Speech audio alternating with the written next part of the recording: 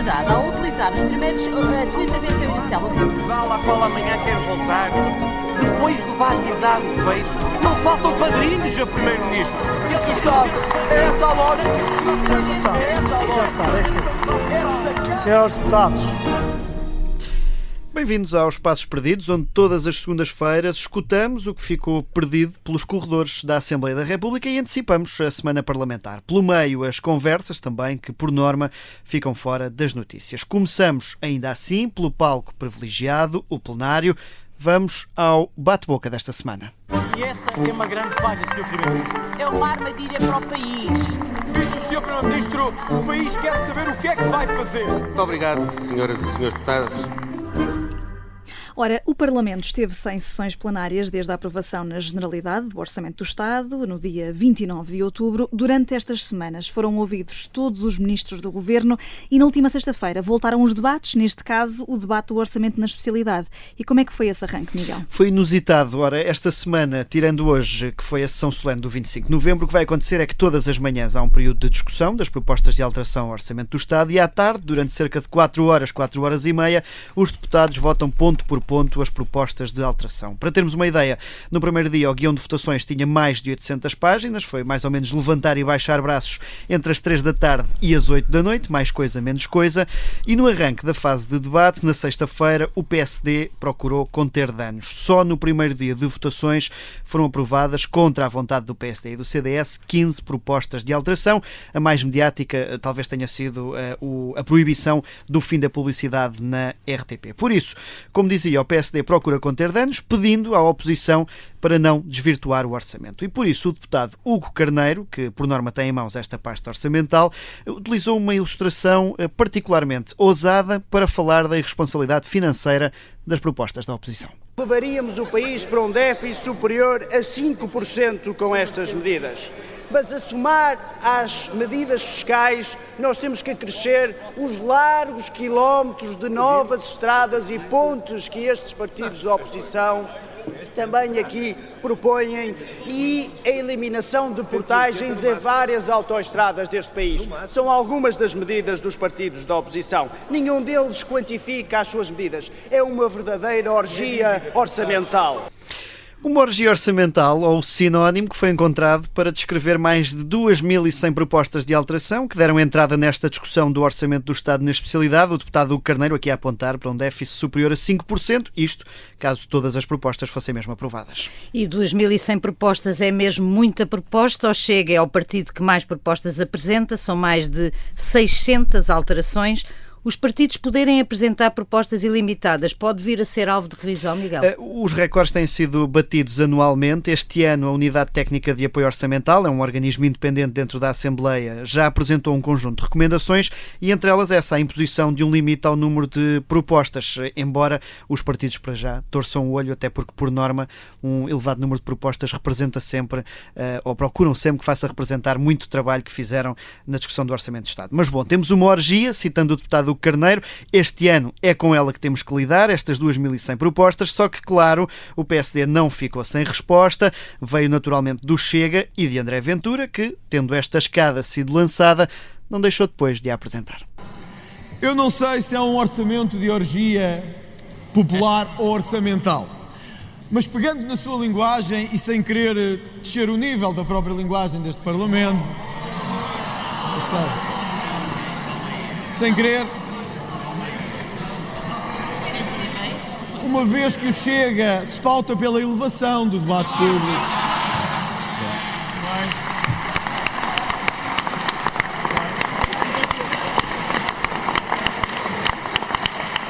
podíamos dizer, Sr. Deputado, que se estas são as propostas de orgia orçamental, as vossas são a da maior impotência orçamental que há memória em Portugal. Da maior impotência. E assim se resume este primeiro dia de debate do orçamento na especialidade. O presidente do Chega, claro, a defender a posição do partido, que lá está, este ano é o recordista de propostas de alteração, diz que mais vale em maior quantidade do que em menor. E se hoje os braços dos deputados até acabaram por ter descanso, com a sessão solene do 25 de novembro, preparem-se, porque amanhã são mais 1.075 páginas de propostas para votar. Seguimos agora com as subidas e descidas da semana. Começamos pela positiva. Em destaque, Miguel, o Presidente da Assembleia da República. Sim, por causa do discurso de hoje, do 25 de novembro, Aguiar Branco, que teve em mãos esta difícil tarefa de coordenar as posições de todos os partidos e depois de procurar fazer um discurso que conseguisse não provocar grandes pruridos, quer à esquerda, quer à direita. E fê-lo citando muitas vezes, ou evocando muitas vezes, Mário Soares, e depois procurando relacionar a celebração, que embora é um preciosismo, mas não é celebração, a cerimónia do 25 de Abril é uma celebração, esta foi apenas evocativa, mas posicionando esta cerimónia com os debates do dia de hoje, e disse até aquela frase do que bom que é podermos estar hoje em dia a discutir cores de boletins de vacinas, porque é sinal que ultrapassámos um grande caminho pela frente. E por isso acabou por conseguir ali até arrancar aplausos de pé ao Partido Socialista, o que num dia como o de hoje, tendo toda a esquerda contra, seria importante. Sendo que é uma data que dividiu os partidos, como sabemos, Aguiar Branco conseguiu até que a sessão decorresse sem incidentes de maior, embora o PCP tenha mesmo optado por não marcar presença na cerimónia. Sim, Aguiar Branco tentou ontem conter também algumas críticas sobre isso ao desvalorizar essa falta do PCP. O Partido Comunista não marca presença nesta cerimónia, mas ainda assim conseguiu, por exemplo, que o Bloco fizesse parte dos trabalhos. O Bloco foi também muito crítico desta sessão, participou nos grupos de trabalho que construíram a cerimónia, esteve hoje presente apenas com uma deputada. Foi uma maneira simbólica de dizer que era contra o 25 de novembro, mas conseguiu que a própria cerimónia decorresse sem grandes interrupções, sem grandes apartes, sem uma linguagem que extrapolasse muito ou que fosse muito para aquilo que é o conceito de liberdade de expressão que Aguiar Branco tem vindo a defender. As coisas decorreram mais ou menos tranquilas, claro está, com alguns apartes aqui e acolá, mas também sem isso, que graça é que tinha aquele debate.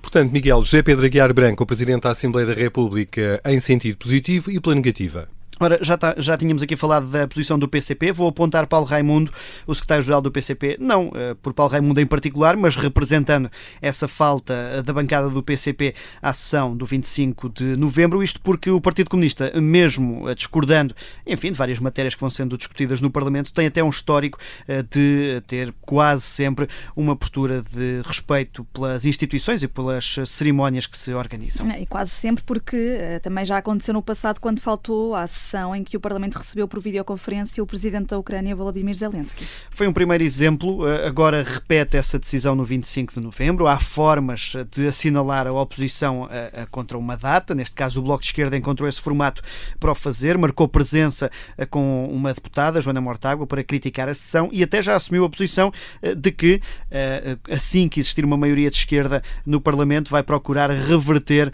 esta cerimónia do 25 de novembro. Já agora, a primeira não foi, porque a primeira foi com Ronald Reagan. Exatamente. Não, aí eu julgo que se levantaram a meio, ou seja, entraram na sessão e depois a meio é que saíram, não é? Decidiram sair. Exatamente. Lembras-te também disso, Miguel? Tinha lá nos VHS dos meus pais. Mas pronto, o Bloco encontrou uma forma mais ou menos simbólica e já prometeu que assim que a maioria virar à esquerda, então é mesmo para reverter esta ideia da sessão solene do 25 de novembro. E vamos agora, Miguel, aos destaques da agenda desta semana no Parlamento, que é, digamos, monotemática.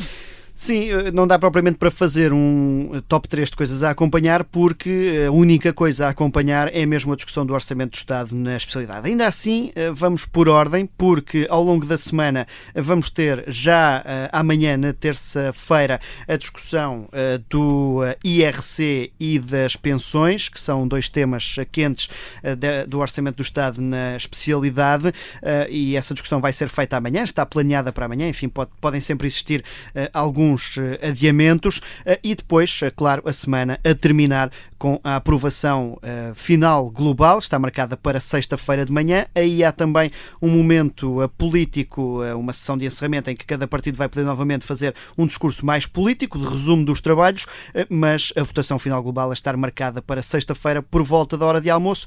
Essa sim fecha definitivamente este longo, não sei se é a vossa percepção, mas este longo dossiê do Orçamento Orçamento ver se ainda de Estado. está vivo no dia, na Parece que estamos a falar disto desde o início do ano. Para a semana temos esta rúbrica. Vamos ver, já estamos mais perto do fim. Mas, portanto, esta semana apenas 2 destaques, as votações que vão sendo feitas de terça a sexta-feira e depois o encerramento e a votação final na sexta-feira, que está marcada mais ou menos para a hora do almoço.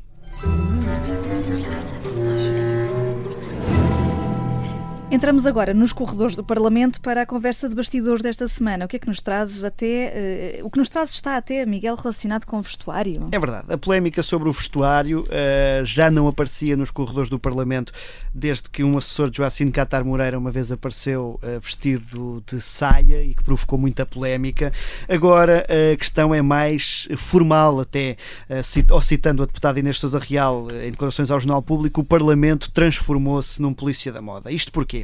Na discussão do Estatuto dos Bombeiros, o Presidente da Assembleia da República, Aguiar Branco, vincou uma regra, mais ou menos informal, mas muito antiga, de que não podem entrar cidadãos fardados para assistir ao plenário. Ora, o assunto deu polémica e todos os partidos, incluindo até o PSD, concordaram em abrir uma exceção, o que levou Aguiar Branco a recuar nesta tomada de decisão. E o que até levou, na altura, o Presidente da Assembleia da República a escrever um artigo de opinião sobre o assunto, em que criticava a falta de equidade no acesso ao Parlamento.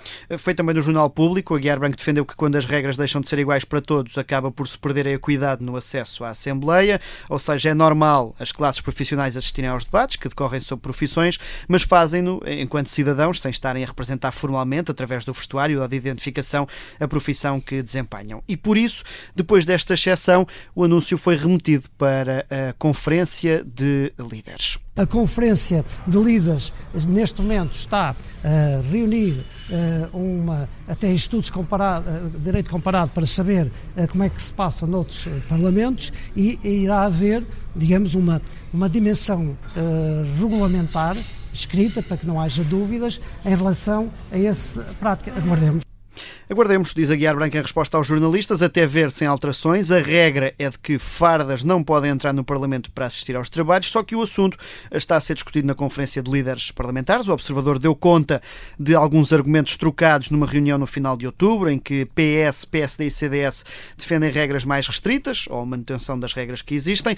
Por outro lado, o Chega, a Iniciativa Liberal, o Bloco, o PCP e o LIVRE defendem regras menos restritivas e a possibilidade de entrarem cidadãos com fardas ou com vestuário representativo. Só que a discussão já passou das galerias para os próprios deputados, isto porque Inês Sousa Real apresentou-se recentemente com uma t-shirt que fazia referência ao fim das touradas e, por isso, a aplicação de um código de indumentária divide os deputados. O líder parlamentar do Bloco de Esquerda, Fábio Figueiredo, disse ao Jornal Público que é contra, mas, por exemplo, o vice-presidente da Assembleia, Marcos Prestrelo, que é deputado do PS, defende que devem existir regras mais apertadas, por exemplo, na utilização de imagens ou até de cartazes durante os debates. Este é um assunto que está relacionado com o outro, que é o comportamento dos deputados do Chega.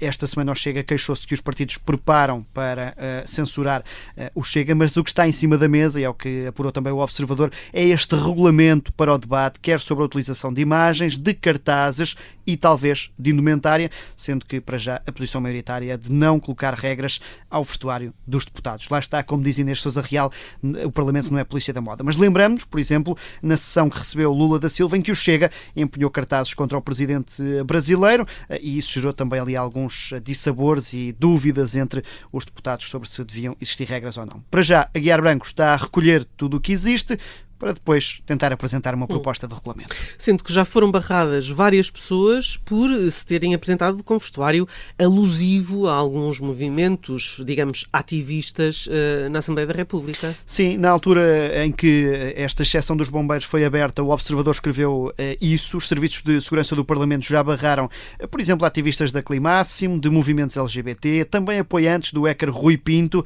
ou até do movimento extremista Habeas Corpus, que se apresentaram para assistir aos trabalhos com t-shirts alusivas a estas causas. Mas há também profissões que já foram barradas. Enfermeiros que se apresentaram com batas e estetoscópios, antigos combatentes com boinas, crachás e insígnias, ou até professores em que cada t-shirt tinha uma letra até formar uma frase. O mais original, ainda assim, foi dos condutores TVDE, das plataformas como a Uber e a Bolt, que se apresentaram com t-shirts apenas com um QR Code, mas que acabaram por ser barrados. É que esse QR Code dava acesso a uma lista completa de reivindicações do setor. Já não se pode ser original. foram apanhados no limite. E assim, para a semana, voltamos com mais histórias de bastidores e com os destaques da semana parlamentar. E na verdade, ao utilizar os primeiros. A sua intervenção inicial, o Portugal, à qual amanhã quer voltar, depois do bastizado feito, não faltam padrinhos a primeiro-ministro. É essa a lógica. É essa a lógica. Senhores deputados,